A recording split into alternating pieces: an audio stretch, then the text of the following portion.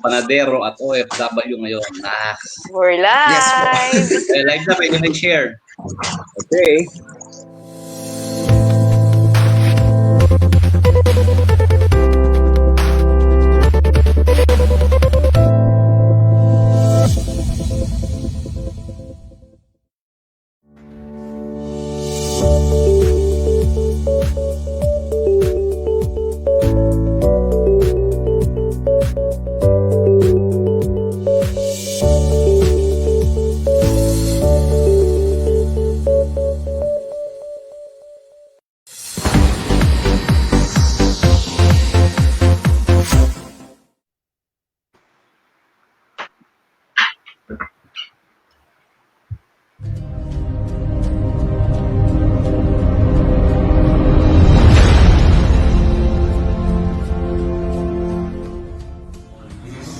Do not despise the days of small beginnings. Diba? Lalaki to. Lalaki to. And all of us are blessed to be part of it. Diba? Ako naniniwala ako doon na it's not about me, it's about God bringing us all together. Diba? And kaya nga sabi ni Direk kanina na bihira yung maraming skilled, diba? Maraming skilled people in different industries, same industries that get together with one vision. Bihira yun. Aalagaan natin yun. Kasi pinaglalaban yan eh. Hindi, diba, pinaglalaban yan eh. So, by working together, by communicating all the time, diba, we'll grow stronger. Diba, we'll grow stronger. We'll attract more people, we'll develop more leaders. It's all about growing and multiplying, diba? Diba? The same culture, the same heart. And marami tayo, remember, the harvest is plenty.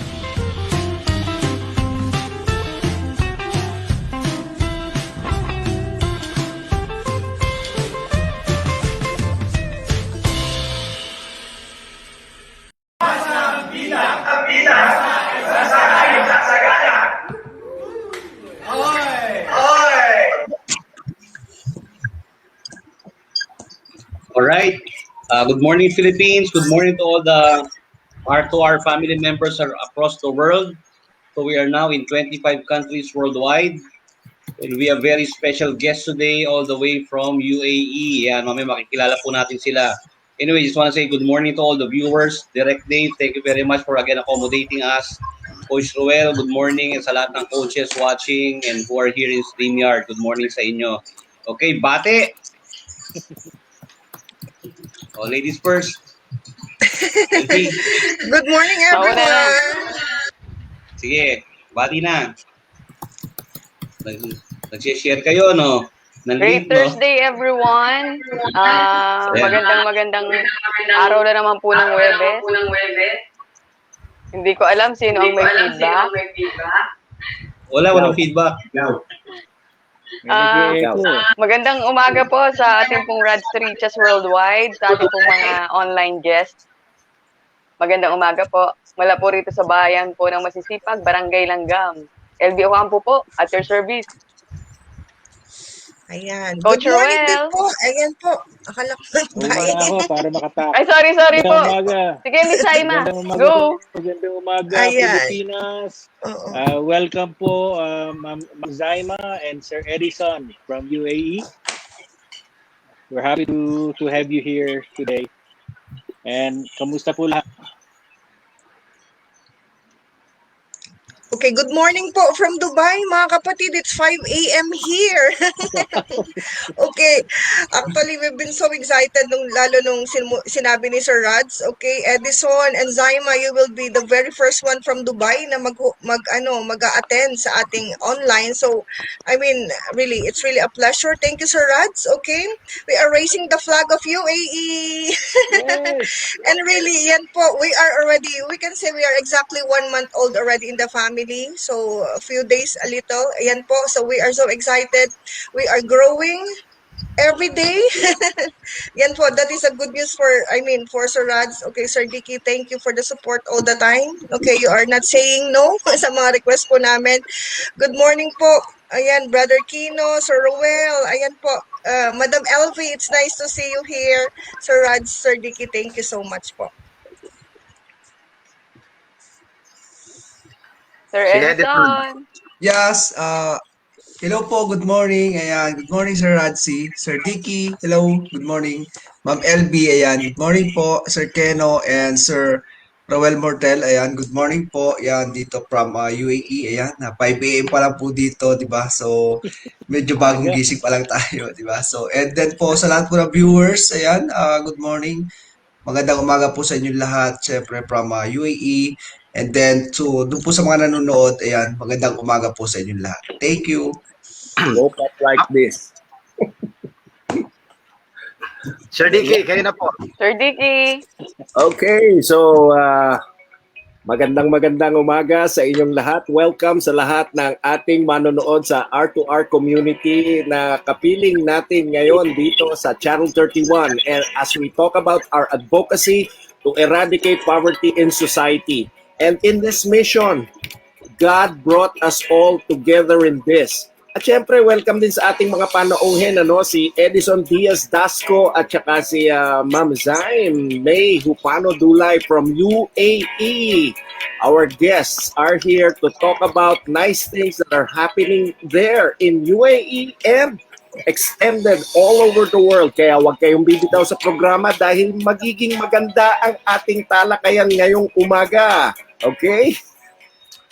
Kayo mapagpalang umaga sa lahat. Once again, on behalf ng R2R family dito sa Pilipinas, lalo na, would like to welcome ang ating Engineer Dulay, ganun din po Sir Edeson from UAE. Nawa ay mag-enjoy po kayo ngayong umaga sa ating mga talakayan at pagpalain po tayo ng Panginoon. Once again, we thank you for joining the family ng R2R. Welcome mula sa Pilipinas. Yan, I hope wala nang feedback ha. Hindi na ako nag-speaker. Sana po. Yun. Ikaw pala eh. Ikaw pala may sala, no? I told you.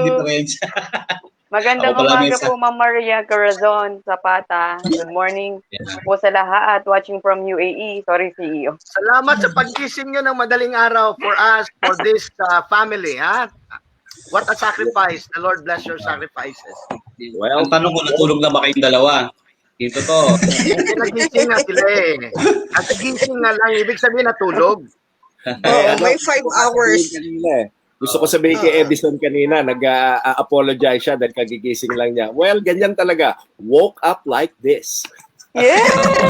Ano pa ba naman? Tama yun, Sir Dickie. Eh kung ganyan naman ang gigising, kitang-kita mo naman, mukhang matinee idol, umagang-umaga pala. OMG.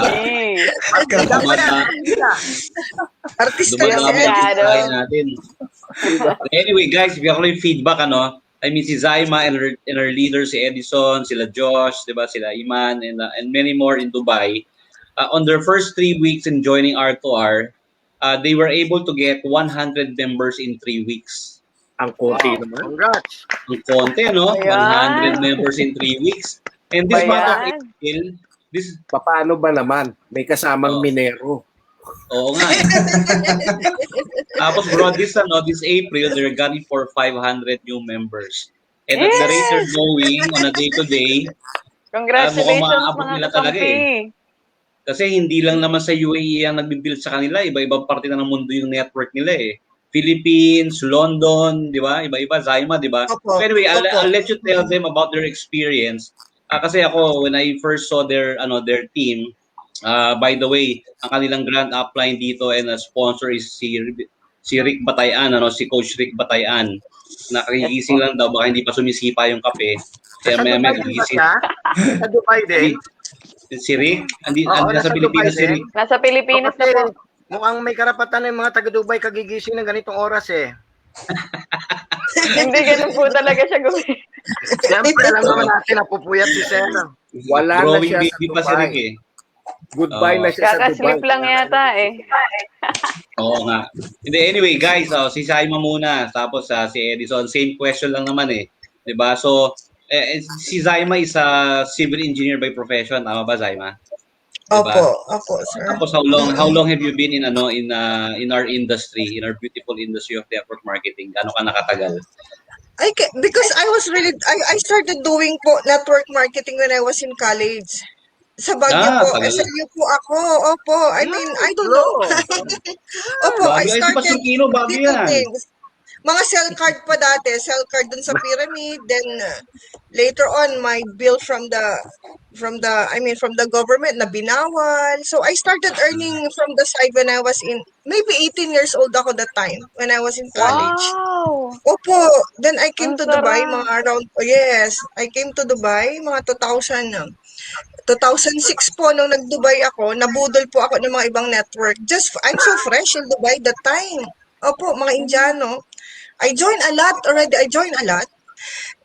Magkikwento ba ako? Oo, magkukwento ka. The Okay, floor is magkikwento yours. ako. Okay. Okay. It was a very, very long journey po. Talagang, I know the feeling of, having an income on the side. Okay. When I came to Dubai, I am an only child po, mga kapatid. Ayan. Mm. Mag-isa po akong anak, tubong La Nak Union. I'm a full-blooded Ilocano. Ayan, City of wow! San Fernando. Ayan. So, ang norte naghahanda na. Yes. Okay. I belong to the city. Yun po yung sinasabi naming City of San Fernando. It's City of San Fernando para po hindi po San Fernando City Fernando, because that is Pampanga. Pampanga. Opo, opo, Mm. Pampanga po. So from there, sabi ni Mama kasi sa akin dati, Zaima, wala ka masyadong alam. Go to Dubai because I am about to die soon. May mga ganun pong nangyari. Because tinaningan na po si Mama already when I was in grade 5. Yan, grade Mm. 5, Hmm. tinaningan na siya ng 10 years. So, si Mama naman, sabi niya, Zaima, find yourself before I will die. May mga ganun siyang something. Okay, then I Okay. came to Dubai. I came to Dubai po, maybe, after 1 year of my journey in Dubai po, doon na po, si Mama already was diagnosed of stage 3 ulit. It's another sakit, okay, apart from the myasthenia gravis niya. So, alam niyo, being the only child, it's really a bit tough. Okay, doon ko lang po, I was raised, wala akong kahate. So, alam niyo yun, I live in a very simple life. Iba pa rin yung feeling ng mag-isang anak kasi yung cake sa akin lang, yung apple sa akin lang, yung along feeling na ganun, I got the best shoes when I was young, I got the best bag, ganun po yung kwan ko. Tapos my mom and dad really raised me so well, walang kulang, okay?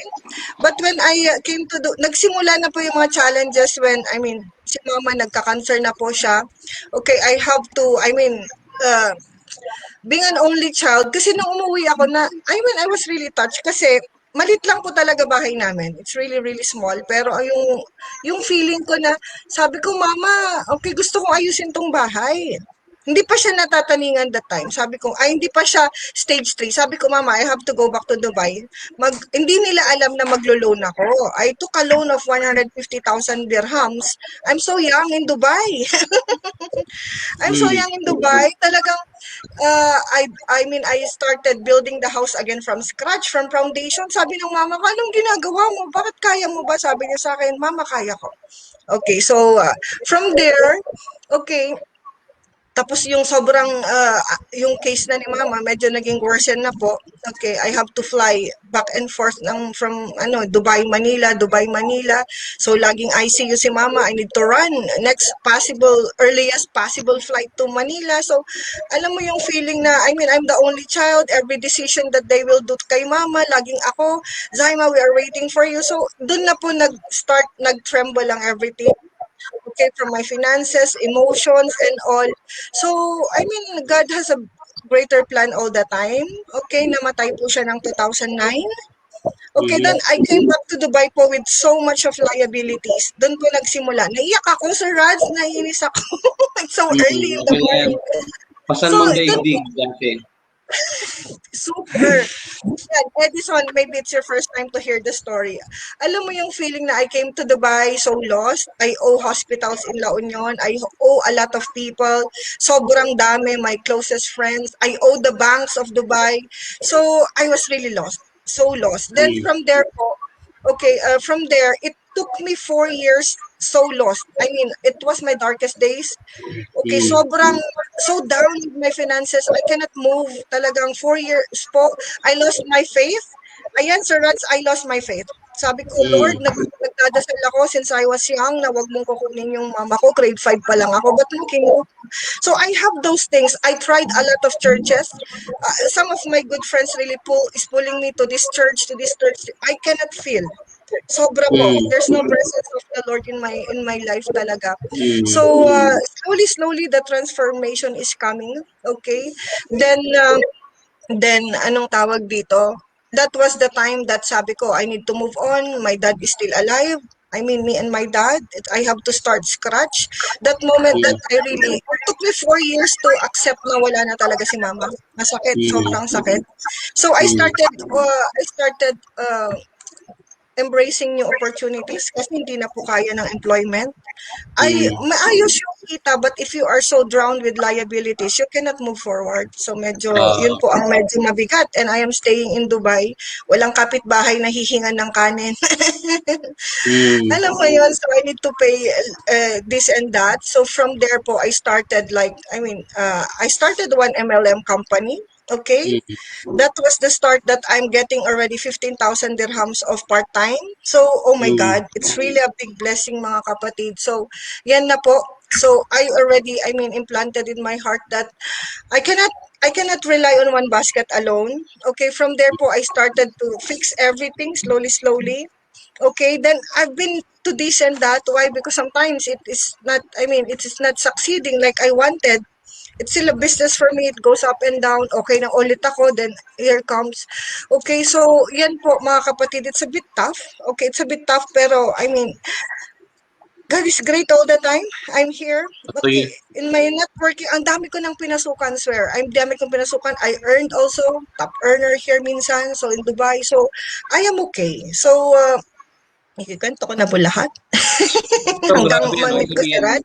Hindi, nung nakwento mo kasi yung pinagdaanan mo, it's Opo. a testament of how great our industry really is.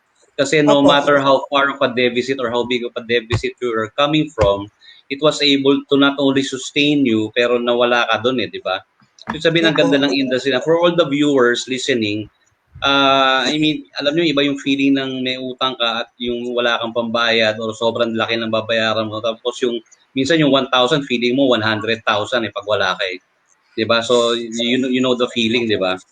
And maganda yung kinakwento mo kasi yan, it's part of your success story, 'di ba? Part ng success story mo 'yan.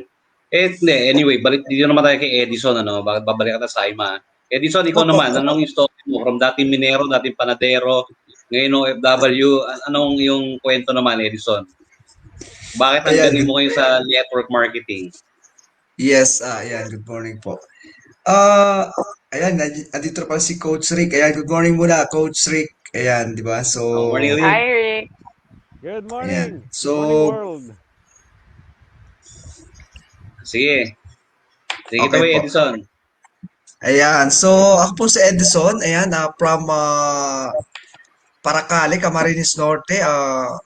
Ang tawag doon is Town of Gold, di ba? So, kung makikita niyo po kahit sa YouTube yan is minahan po talaga ng ginto yan, di ba? So, kaya po simula bata pa, talaga, nagmimina na po kami ng gold.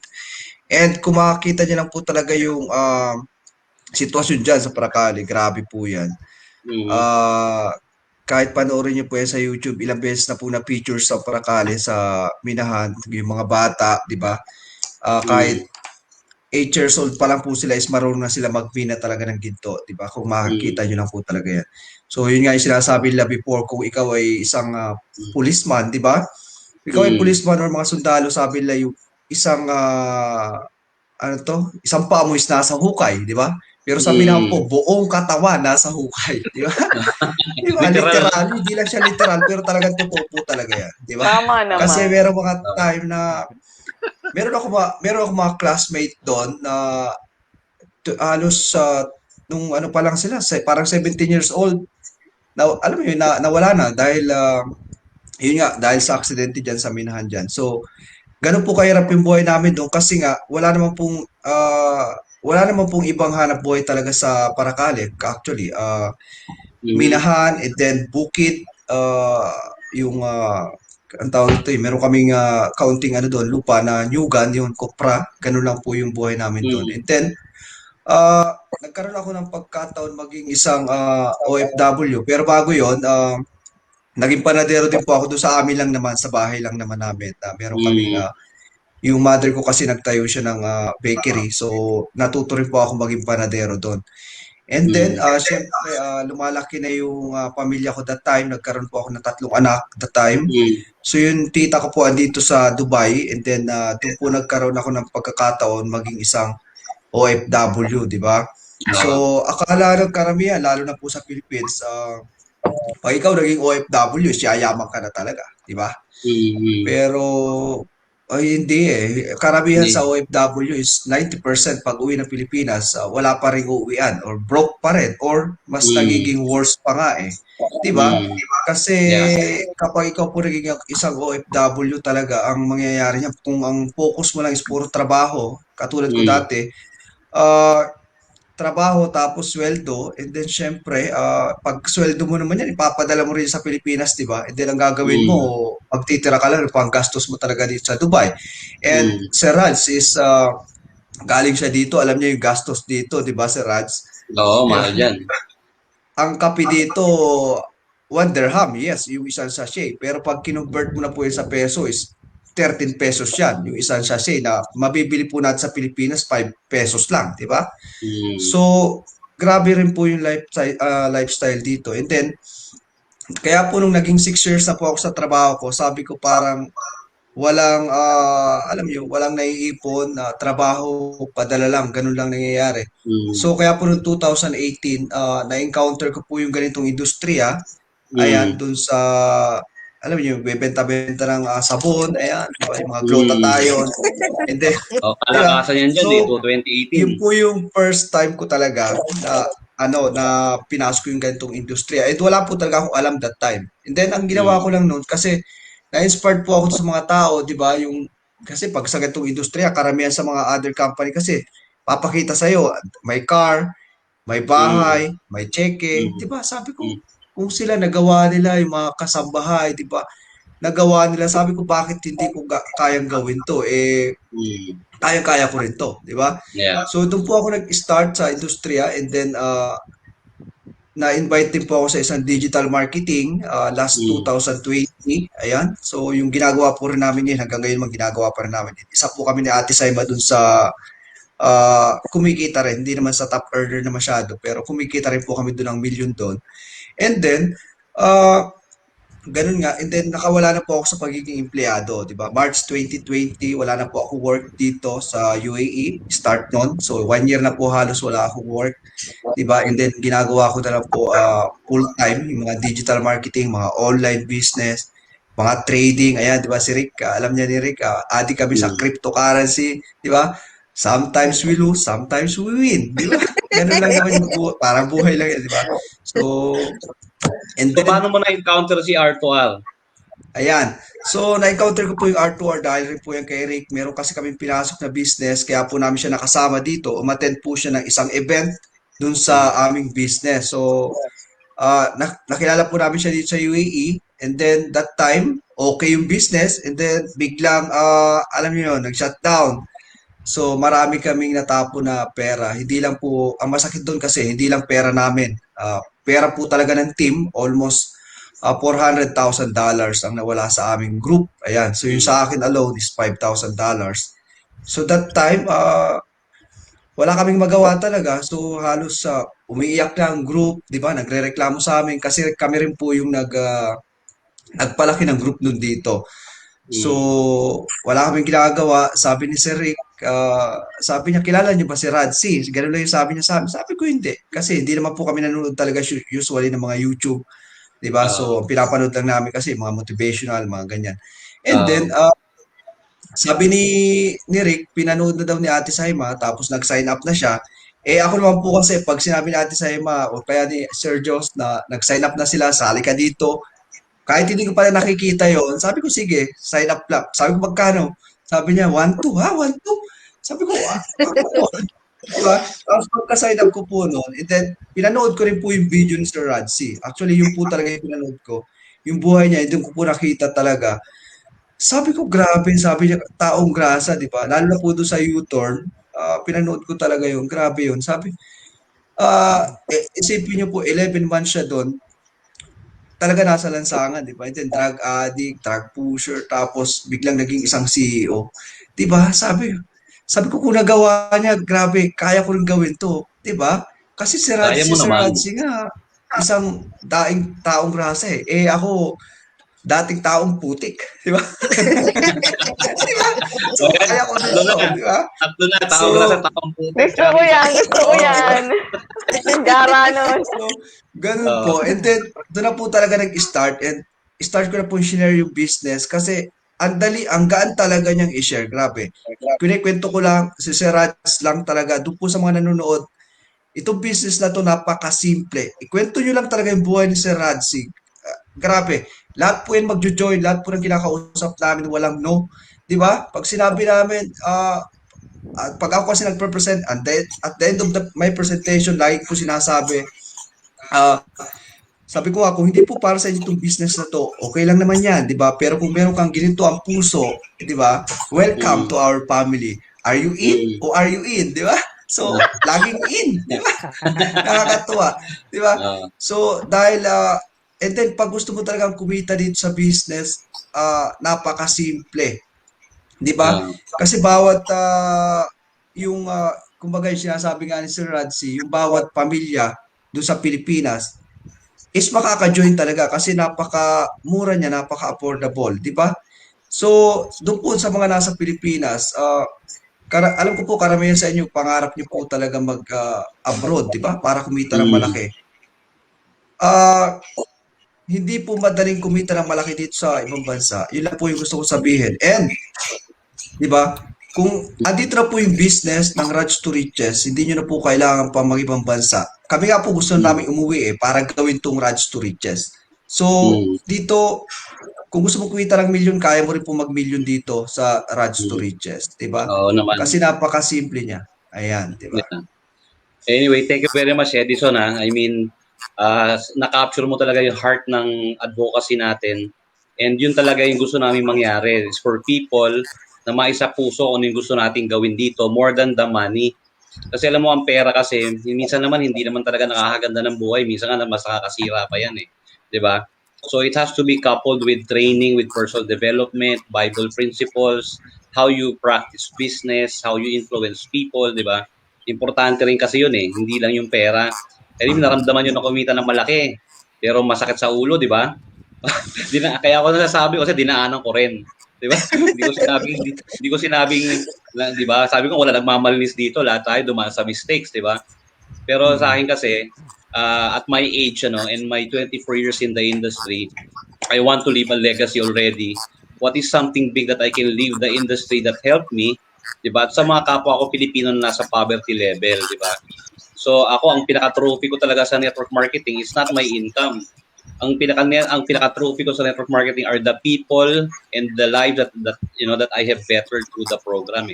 Yung ilang buhay ba ng paganda ko, diba? Regardless of the amount, hindi naman tayo magpapantay-pantay ng income kahit anong mangyari, diba? Okay? Kahit kumita ka ng 1 million, kumita ka ng 2 million, lahat ng kaya mong bilhin eh. Irrelevant yun eh. Di ba? So anyway, sa ko naman, nung narinig mo si R2R, ano naman ang Okay epekto po. sa'yo? Ba't hindi ka na makatulog? Nalulog blood ka na eh. Kaya nga, low blood na ako. Really, okay, nakinig ako kay Edeson. Edeson, okay, I started to, remember everything, anong nangyari. We were hooked in a very indirect way, mga kapatid. Ayan, Rick, okay, ampun po namin si Rick for almost 1 month. Ayan, Rick. Okay, I guess everything really happens for a reason. Ayan, sobra-sobra. Imagine nyo yung napagdaanan namin. Sobra-sobra po yung napagdaanan namin to find RADS2RICHES at the end of the dagok na nangyari. Okay, really, I will be very, very honest to tell everybody na we were on the lowest of our emotions. Ayan, here, ang dami, talagang perfect moment yung pagdating niya. And Rick is really, actually, if I remember, Rick, you asked the question, hindi lang isang beses, ate, kilala mo si Radzi? Hindi. Sino? Sino siya? Sino siya? Parang ganun. Inulit-ulit niya, ate, kilala mo si Radzi? Hindi. Sabi niya, okay. Alam mo yung I was been so curious na din. Sabi niya, ate, pumunta ka lang sa YouTube. Manood ka ng maalaala mo kaya. So, bakit tong, why Rick is so, parang, sige na, manood ka. So, I mean, I saw first the movie. Medyo, syempre, crush ko si Ryan Agoncillo. Syempre, I have the drive to watch. Parang ganun pa ako ganun pa po talaga ako. Then, Bote na you lang. know, buti na lang crush ko si Ryan Agoncillo because from there, ang dami kong realization sa Rads, to be very, very honest talagang. Alam mo yung feeling na someone from Taong Grasa was pulled. Alam niyo po yung feeling po kasi because I was really, really, longing to go home for good because I'm getting older din naman. I want to take good care of my dad. I really cannot find that perfect reason for me to go home. Kasi talagang, I supposed to go home for good last November. Then we found out, hoping na, feeling namin, yung isang dumating na platform, it's really a big breakthrough for everybody. Then wala na naman. So here comes, ang daming twists and turns na nangyari sa journey. Tapos, sabi ko sa sarili ko, Zaima, masyado ka laging excited sa breakthrough because I thought it was 2020. And here comes pandemic. Paano ka magbe-breakthrough? Alam mo yung feeling na yun? Tapos, ito na naman si 2021. So, 2021, we started, yung career namin, feeling namin nag-shoot ng mabilisan. In just 2 weeks, talagang we became a big name. We got our names na feeling namin top earner na kami on that platform. Then, again, eto nga po, ang daming nangyari to the extent na it really hit me big time. The story of Sir Rads. I don't know about the compensation plan. I don't know that there's really big something at the back of RADS2RICHES. Pero I was really, touched by the story ni Sir Rads, na parang, paulit-ulit in the house for so many weeks, Rick, when you went home, every single day, parang naging music namin si Donita Rose. You know that so well, Edison. Lahat kami paulit-ulit. Ganito, God can use the hard moments of your life to bring you in for you. Sabi ko, naggutay-gutay na Biblia si Sir Rads. Alam niyo yung feeling na networking na, because we were so bombarded with, let's do this, let's do that, let's earn millions of dollars, let's earn millions of euros, because we are there. Alam niyo yung feeling na, eto brand new car, okay, we'll get the big house and all. I never thought that there's still a big meaning and a very true meaning of leadership, true meaning of getting people inside a team. Alam ko, sabi ko, oh my God, I have to, I always, I don't say this to people, but I even, told everybody before that I will never join a Filipino company. Why? Because there's so much of sec. Okay, there's so much of, alam mo yung Pilipino, nagpapayaman, na dating mayaman, gusto pang yumaman. So, you were in the MLM industry for so long. Ganun po ang trend. Okay, because yumaman sa pinanggalingan ko, nagtayo ng ilang beses. I was really sabi ko, it's too dirty ang MLM sa Philippines. That's why in my presentations na dito sa mga Zoom namin, I am here to swallow my pride. I am here so humble to tell you that I am now finally embracing my very first company to embrace na Filipino company. Talagang I fell in love with the advocacy after the story of Sir Rads. Okay, nakita ko that it really, Rick, sobrang nagpapasalamat kami. It's not, it's the true meaning of what can we do more. Sabi ko sa sarili ko, Edison, Josh, Ate Cora, napalaki natin ng ibang network. Hindi pa kaya yung something that will really help us in a deeper meaning, and yung tipong we are helping everybody to be united as one Filipino community with a very simple platform na parang ang tumulong sa tao ngayon, ang ating advocacy. Alam mo yung tipong, oo nga, no? Now I'm getting everything goes slow sa aking personal dreams. To be very honest with you, Sir Dickie, Sir Rads, na parang, Zaima, tama na muna yung sayo. Alam mo yun? Why? Because, I earned my millions already in my other platforms, pero yung ngayon naman this time, I know that it can help me big time also. But, super excited po ako. Why? Because I also studied in a Christian school na parang we go to the magsasaka, we go to the mangingisda, we go to the street children. Okay, every Christmas we give donations. Parang kitang-kita ko na yung picture na, oh my God, Zaima, it's I mean, you forgot a lot of things along the way. You've been so focused with your pagbabayad ng utang, kailan yung big car mo, kailan yung big house mo. But now, nag-iba po yung something sa heart ko. Kakatuwa. Naiintindihan ko Parang, yan. opo, sobrang nakakataba ng puso this time. Kaya minsan, on my very first part of my presentation, talagang sabi ko sa kanila, it's our pride with the grand uplines of UAE. Medyo we are growing. Maybe today we can be hitting the 150. Pero po, sabi ko sa kanila, we don't need to brag yet. I mean, the story of 100 getting the 150, we don't have that big testimony yet in R2R. Why? Because kumakain pa tayo ng maayos. You and me are still eating 3 times a day. You and me are still staying in a good house. You and me are, wala pang problema sa padala. But, for example, Ate Cora will be topping up someone from Lawag or from Abra na hindi dati kumakain na wala dati pang bayad ng bigas. Ate Cora will be raising the flag of the UAE. Alam mo yan, wala kaming sinabi ni Edeson, wala kaming sinabi ni Josh. Kaya I am so excited whenever networkers are coming in the picture kasi po, I need their connections. I need their couple mooks. Edison, I need your couple mooks to top up people in Bicol. Alam mo yung ganong feeling? Sabi ko, magtulungan niya tayo this time. This is high time. Okay. I am really so excited. Why? Because we have good leaders in the team. Good leaders in the sense that they also have the heart like us. Feeling ko naman talagang makatao na po ako.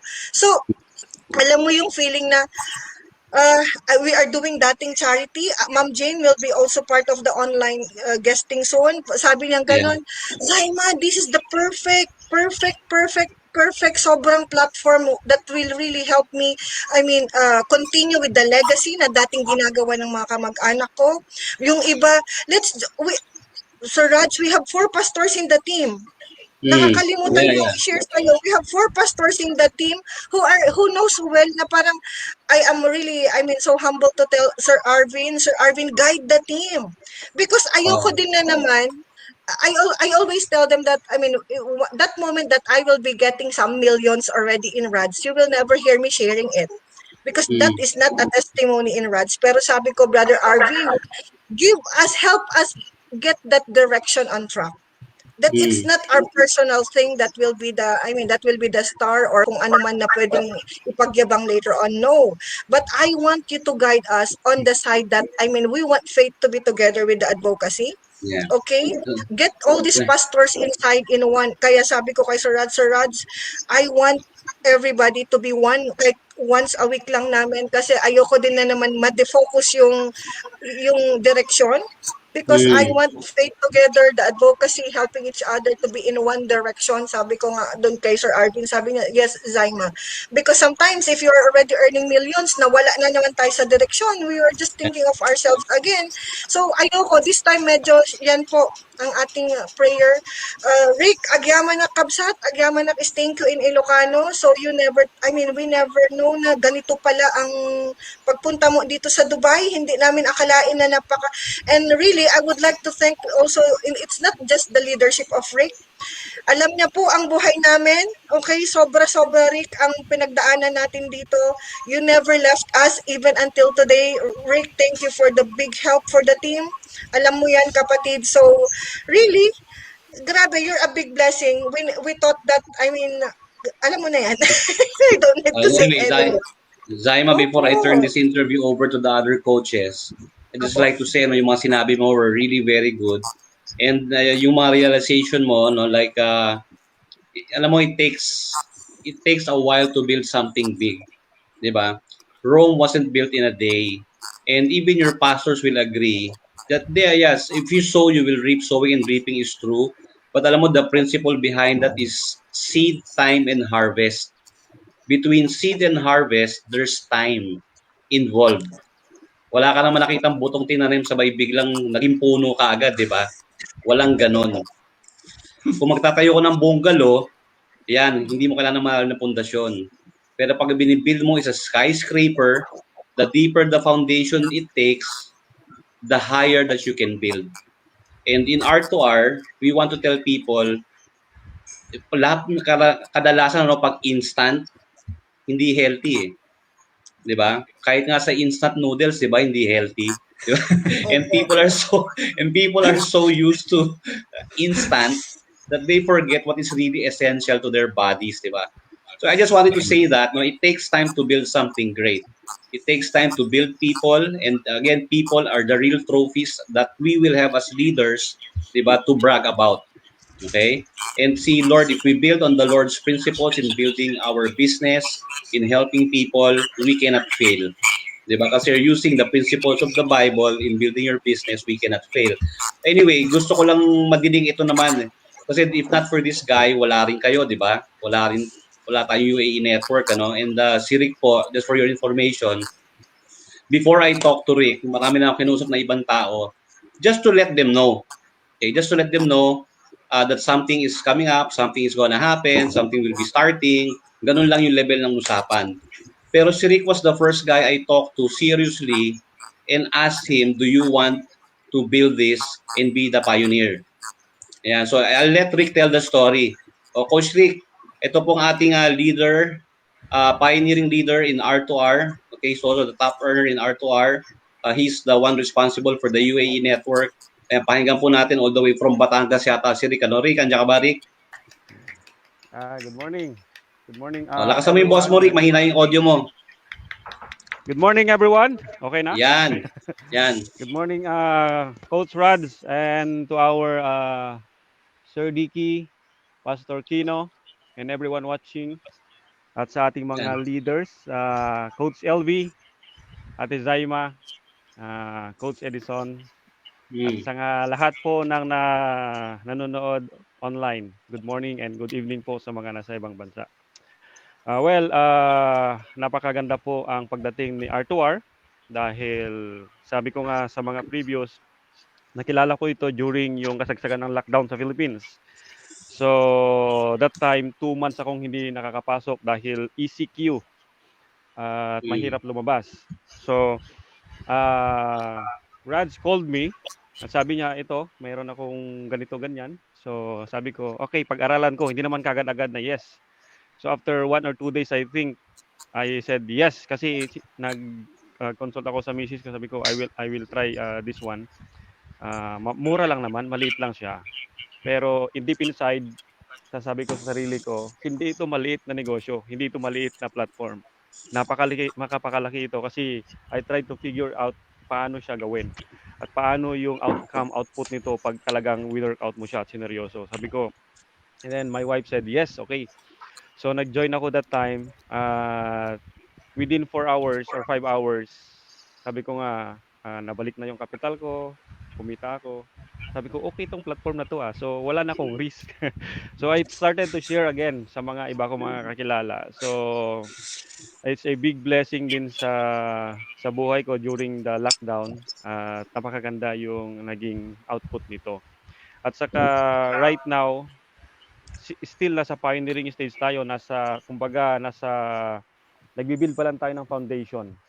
Hindi pa ito malaking platform, hindi pa ito malaki yung bunga nito. We are still around 3,000 plus members worldwide. Worldwide po ang pinag-uusapan natin dito. So kung naiisip mo yan, huwag nyo pong hintayin na maging 10,000, 20,000, 100,000, 1 million na members. Kung right now naririnig mo ito, you take your spot para nandun ka sa taas. Kasi I believe na tayo lahat dito, alam natin yung industriya ng MLM. Hindi naman kasiguruduhan na kapag ikaw ay nauna, ikaw yung mas malaking kinita, pero malaki po yung chance. So yung team po sa group natin sa UAE, lumalaki na yan.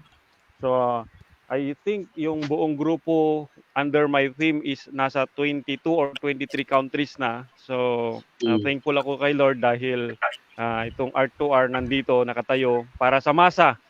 At maraming natulungan, marami ng mga tao na na-involved dito na yung alam mo yung hindi na yung kumita na malaki yung kanilang iniisip, kundi yung paano sila makatulong sa kapwa.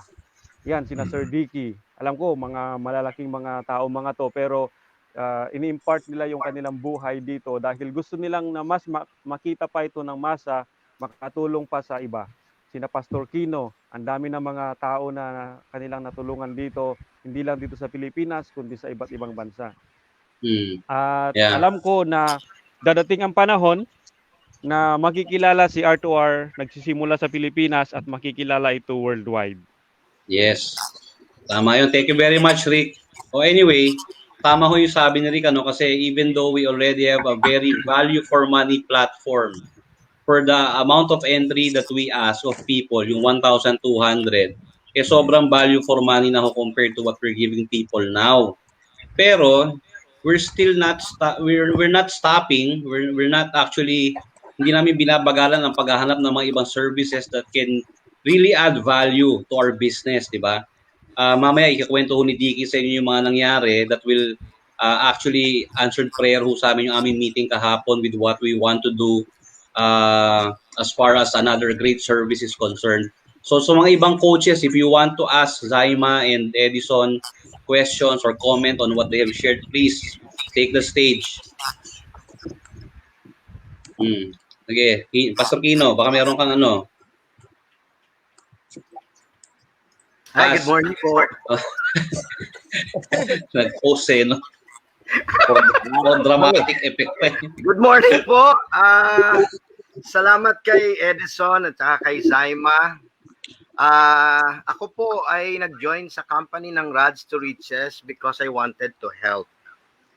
Okay? Earning is secondary. Nasa side po yun. Dahil I just wanted to help.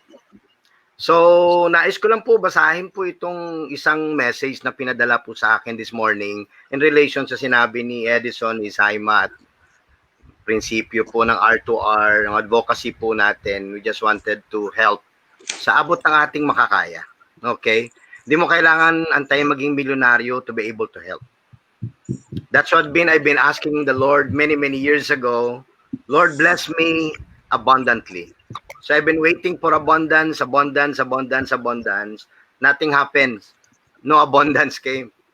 And until one day the Lord gave a word, you can start somewhere. Pwede ka mag-umpisa somewhere. In Baguio, ang somewhere na yon ay ukay-ukay. Okay, marami ukay-ukay sa Baguio. So we started with that ministry, ukay-ukay, bili kami ukay-ukay, mga long sleeve, pantalon, lalaban namin. Then sa sampay, pagtuyo, paplansay, nilagay sa plastic, yun ang aming pinamimigay sa mga kapwa pastor. So hindi na kami nag-antay ng milyon. Pero mula doon, dahil we started it, we planted, we sow a seed, the Lord has blessed it.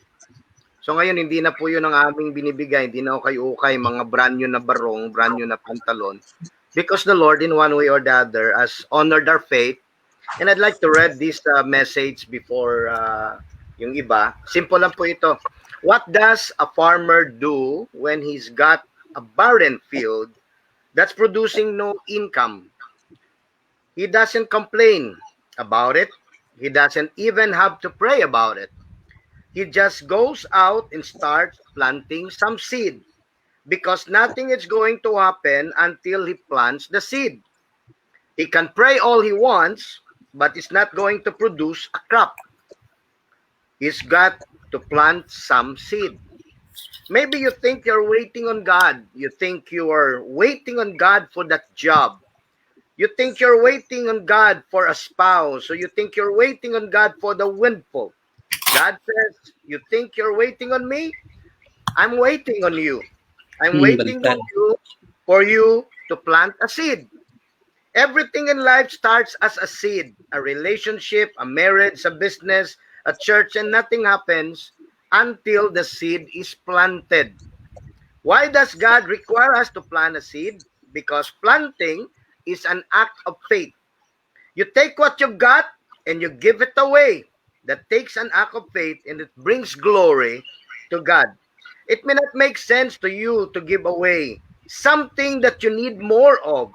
But that is exactly the kind of attitude that God wants to bless and that will produce fruit in your life. When you have a need, don't gripe about it, don't wish about it, and you don't even have even to pray about it. Just plant a seed. Fantastic Wednesday to you. May you learn to become a sower in God's garden. Be blessed with hundredfold harvest of either spiritual things or relational blessings or material or financial blessings. Don't forget this. Your harvest is hidden in your seed. And your harvest is always much greater than the seed you planted. Naalala po ba natin ang kwento ng the rich fool? The rich fool has a great harvest. But the problem was he only think about himself. Only himself. What shall I do? I have small barn. I destroy it, build bigger ones. What will I do? I will say to myself, you have plenty of good things prepared for you. Eat, drink, and be merry. But the Lord required his soul that very night. You fool, your soul will be required of you. Who gonna take care of all the things you prepared, stored for yourself? Ang taong yun, hindi po siya pumatay, hindi po siya nangrakot, hindi po siya gumawa ng anumang mga kasalanan. Ano po naging pagkukulang niya? He does not share his blessing. Hindi po niya binahagi anumang pagpapala meron siya dahil puro lang sarili niya inintindi niya. So in relation doon sa sinabi ni Edeson kanina, ni Sir Rads at saka ni Zaima, it's about time na nandito tayo. The Lord has gathered us in this place, and this R2R, because we think of others. It's about time we think of the other people. Kasi the Lord has blessed us in many ways. It's about time for us to share the blessings, to share the skills, to share the knowledge, to share the gift, what God has blessed us with. So thank you, Sir Rads. God bless us all. Ganda na, no? Nalala ko yung verse na, he who wants to save his life will lose it, but he who loses his life for my sake will find it. Galing, no? Oh, anyway, Dickie, meron ka bang ano? Well, sabi mo meron eh, so meron na. So, well, we're all in this because of social entrepreneurship, no? Yeah. At sabi natin, ang social entrepreneurship is entrepreneurship for the people, and because we're solving a problem. So, with regards to sinasabing seed, no? Seed. The seed is really social entrepreneurship for economic development. Okay?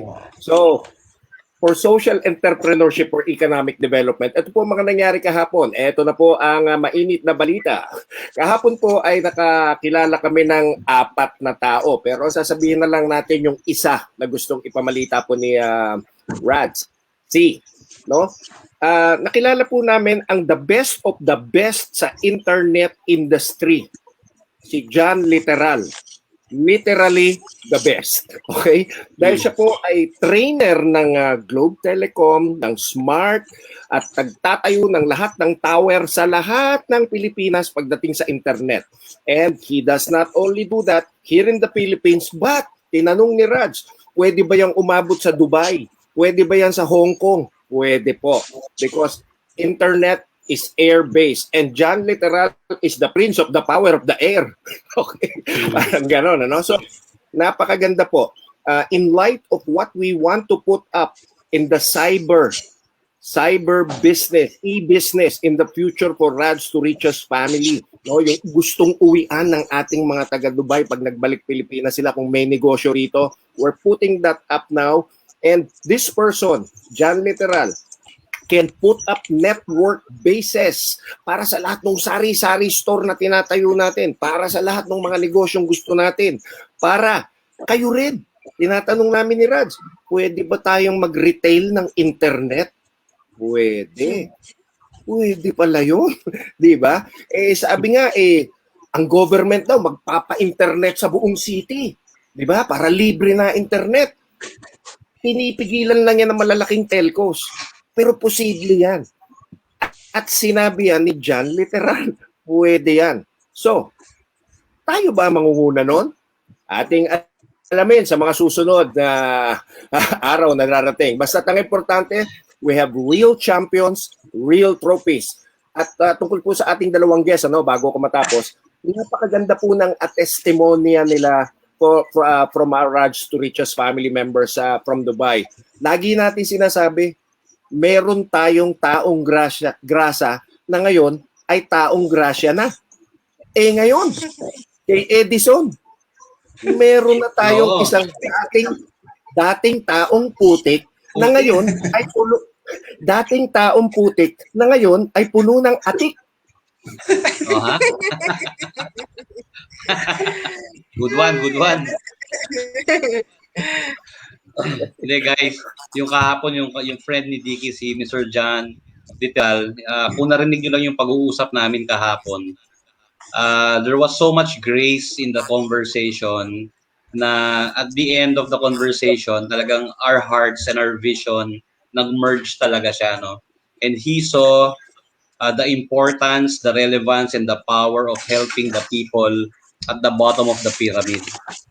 Diba? And again, dati pinag-uusapan lang natin is to get unlimited data service for the Filipinos, diba? Something that they can afford. Pinag-uusapan lang natin before yan. It was in the pipeline. Pero in reality, I was just waiting on God to open the doors for that. Hindi ko alam kung paano gagawin yun, di ba? Either talk to Globe, talk to Converge, talk to whatever company, di ba?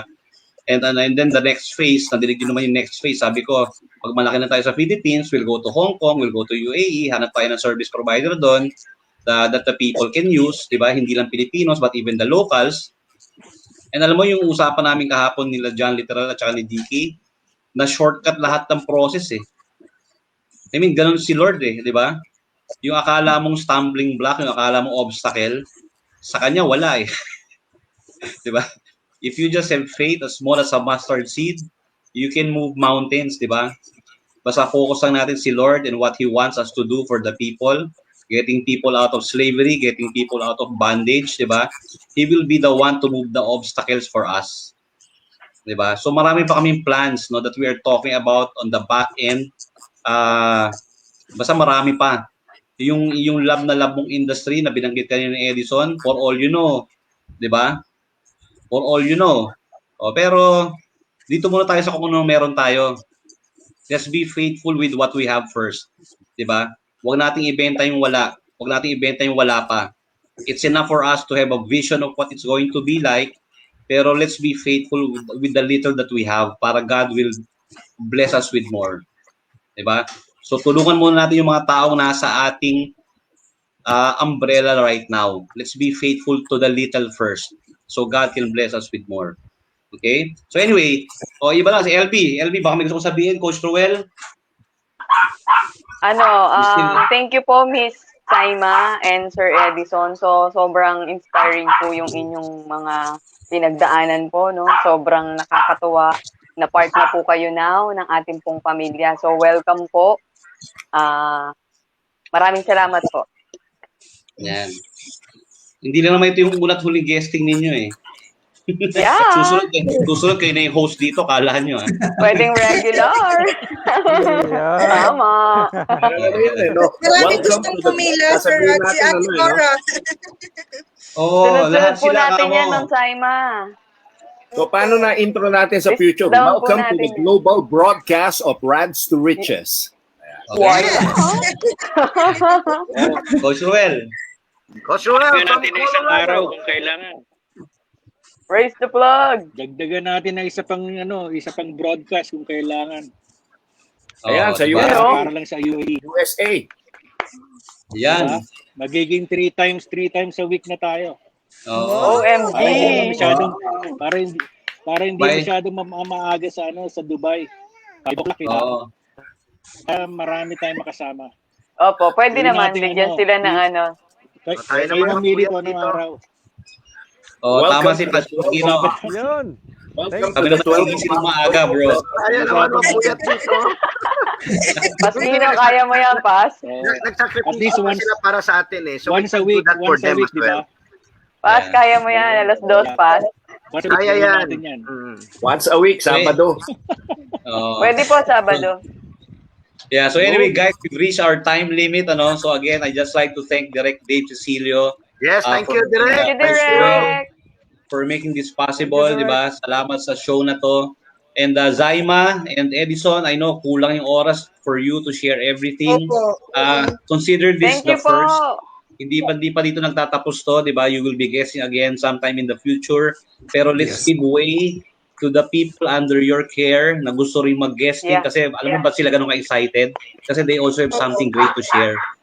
Di ba? Yes. We will give them the platform. Di ba? So i-raise up natin sila. Okay? So anyway, guys, thank you very much, coaches, Zaima, Edison, Coach Rick. Thank you very much, Coach Ayan. Roel, Thank you, LB. bro.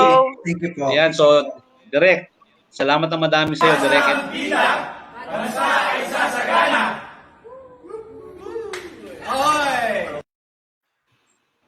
Ayan. Ngayon lang tayo nabitin, ngayon lang tayo nag-broadcast ng bitin, ano? Napansin mo, Pas? Di ba? Kinaputin kami. Parang Maybe ayaw pa next namin time. tumigil eh. Actually, maybe next time, hindi na dalawa sa isang episode. Kasi pag networker nga pala, nakalimutan ko, madadaldal. Di ba? Kailangan pala, isa lang. isa lang. Sir Oo, Rad, isa lang Ayos pala. lang po yan. Sir, Sir, Sir kasi Rad. patikim. hindi ano yan, hindi siya hindi madaldal, makwento. Makwento. Opo, tama makwento. Hindi, marami kasing experience. Correction. Correction. Makulay ang buhay. Ang buhay. Yes. Yeah. Oh, by the way, by the way, Buhay. for your information, maghanda na kayo kasi kami ni Dickie, ni Direk Dave, so pinaplano namin kasi, again, in the future, di ba sinasabi ko, ang produkto ng kumpanya natin is the people and the lives that we have changed, di ba? So you are the real products Yeah. of the company. So ibig sabihin nun, ano ibig sabihin nun? Kayo yung product, kayo ibebenta namin. Di ba? Huwag naman si Yun ang Sir ibig Rads sabihin ang nun. ibenta, no? Yung istorya nila. Di ba? Joke lang. Gagawin natin ano yan, yung marami ang Dating testimony. taong putik. Oh, Oh, di yan ba? naman si Edeson naman ibenta natin. Taong putik. Tinalo si Nardong putik eh. Taong putik na ngayon ay puno ng atik. Yeah.